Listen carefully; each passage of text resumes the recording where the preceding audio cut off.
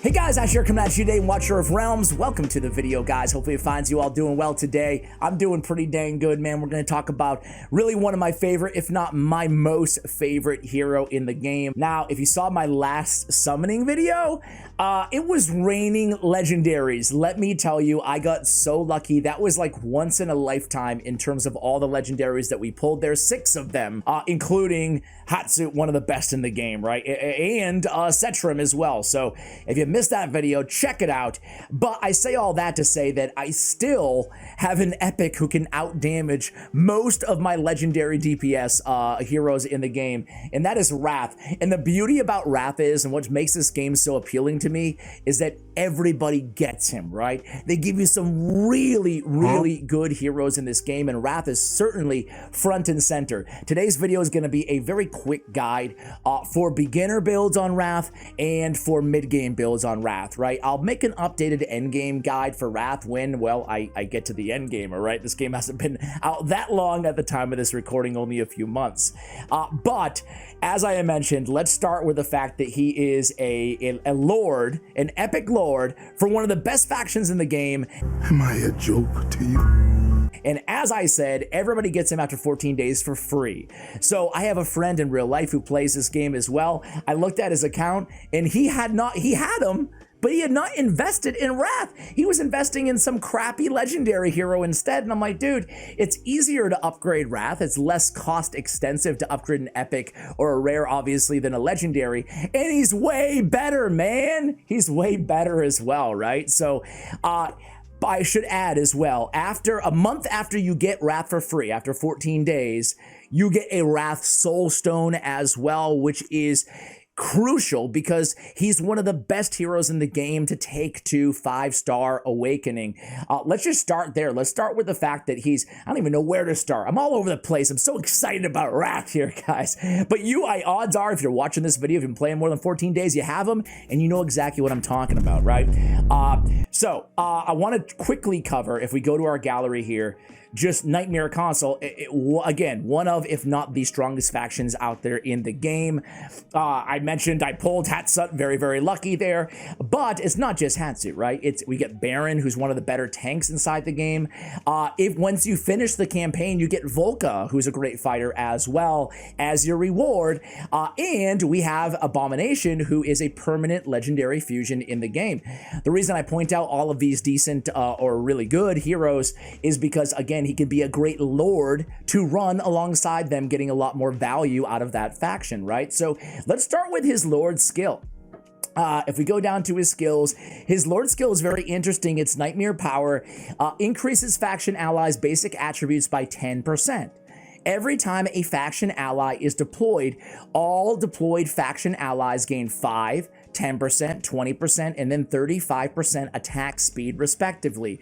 So with each hero that you deploy on the battlefield, everybody gets that big bump to their attack speed, which is amazing, again, because a lot of these heroes that we just went over, including obviously the star of the show here, he has an amazing DPS output. So this is really great.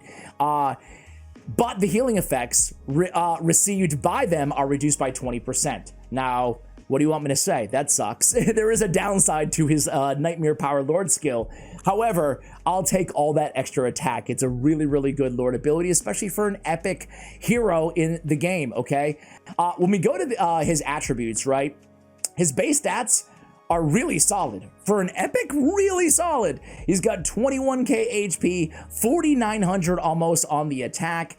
His cost is 16, which is, I don't know about you guys, but it's a little bit cheaper, right, than most of the fighters, most of the tankier melee units that I'm used to using. He's actually the cheapest fighter that I use on my account right now, right? So having him even, 17 and 18, 19, 20 seems to be the most popular cost on really good melee units. Having him just a little bit cheaper for me, especially given his output, his DPS output, means he's often the first melee unit on the battlefield for me, right? Especially in progression, where you don't need sometimes that super uber defender tank out there.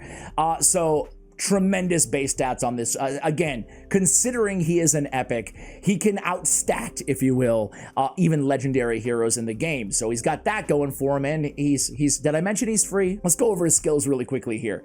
He's definitely worth putting or upgrading his skills. Absolutely. Should be a priority for, well, every account out there, right?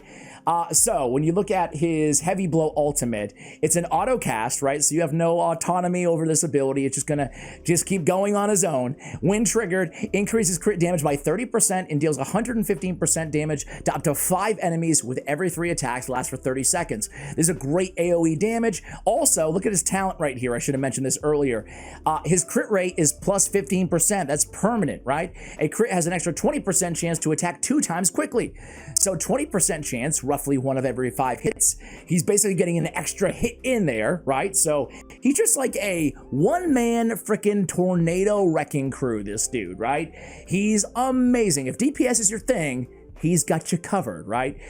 So the 15% crit rate is great, especially in the early game. I don't know about you guys, but in the early game, I found it very tricky in this game to get 100% crit rate or anywhere close to it on my DPS units. I still frankly am, I don't want to say struggling, but it's you know, to spread the wealth, right? It can be challenging. So it's nice to have that built in there on his talent. Back to the Heavy Blow, basically he's just doing more damage with the AoE potential up to 5 enemies. The rage cost is fantastic. He gets back to the ultimate really quickly is what I'm trying to say. Now, because I have him awakened, he also inflicts burning on targets that take AoE damage from the Heavy Blow ultimate, right? So everything about this is amazing. First of all, the cost, the rage, I mean, 20% damage per second, burning effects from different sources can coexist. So he's got the little, I like to call it HP burn, harkening back to my raid. He's got a little bit of burn in there that comes with the 3rd awakening, I believe. We'll check in a moment on this hero. Fantastic stuff. His basic attack is just 110 damage to 1 enemy, and then his Soul Basher auto, 4-second cooldown. The next attack deals 100% additional damage for every 4 attacks, right? So every 4 attacks, this comes in Awakening 1, by the way, you get that extra trigger of Soul Basher. Now, Soul Basher, we can ensure this is always critical as well vis-a-vis Awakening. You definitely want to promote this champion, guys. Obviously, you're going to unlock Soul Basher, as I meant, on skill 1. You get his crit rate up there, the 15% unlock on the talent on the Awakening 2, or Promotion 2, excuse me. Basic attributes, you can get a lot extra there, and then you get the entire talent enhancement at Promotion 5, and then a big stat bonus there at 6. When we go to Awakening, guys, you can see I have him in Awakening 3. Again, we're talking about a fairly early game account here on yours truly, but on Awakening 3, we get the burning, as I mentioned, right? On Awakening 2, we get extra crit damage. The more the merrier on this DPS machine. And then on Awakening 1, triggering Soul Basher guarantees a critical hit. So triggering Soul Basher guarantees a critical hit. Not to be confused by all of his other basic attacks, right? It's not his basic attack every 4 attacks, I should say. That is guaranteed to be critical now because of the Awakening, but we still want to build him to 100% crit rate. If we go back to the gear really quickly here, guys, you can see I'm a little bit shy, right? And I need to get there. Obviously, I will. We don't want 97% crit rate, Ash. We want 100, but again, this is a fairly early game build. You can see, you can see the gear that I have on him. Obviously, it's not like end game or anything close to it, right? Really importantly here, guys, Awaken 5, we get penetration, ignore defense by 5%. Awaken 6, we get the big boy ability that makes this dude, I don't know, 10 times as good. The reason I say that is because we can drop him on the map at Awaken 5 and we get that Soul Stone in a month. Keep that in mind, right? We can put him on the map and he can self-sustain. We can put him to block those portals out in the corner if we want to, and he can heal himself. When Heavy Blow is triggered as ultimate, this hero restores HP equal to 30% of the total damage dealt. That's amazing. That's a big heal, self-sustain, and he can just carry he can do his own thing, right? He can kill everybody, put out a ton of DPS. You can use this dude, by the way, everywhere in the game For the most part, he's incredibly versatile. You'll be using him in almost all of your teams, especially early and mid game, right?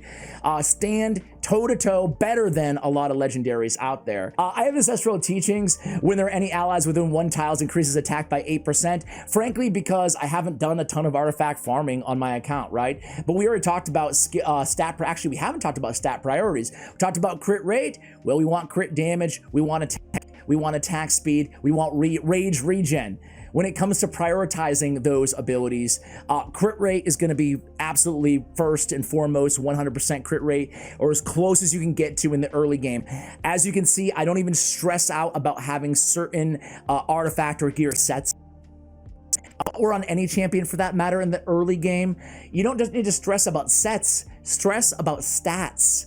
And then as you progress in the mid and the late game, then you can start worrying about the best gear sets to have on your heroes, okay? So as I mentioned, crit rate is going to be imperative. Attack is going to be imperative. I would say crit rate and attack are your first priorities. After that, attack speed and rage regen on this hero, okay? So this is the best piece that I have. Attack bonus, rage regen, crit rate, a very nice piece. Obviously one of my few pieces of mythical gear here on the account. I did go attack bonus with crit rate. You can go crit rate as main stat if you have good crit rate gear as well. And then we went attack bonus yet again. So he has plenty of attack. I'd like a little bit more HP, a little bit more survivability, especially since I don't have him fully awakened just yet.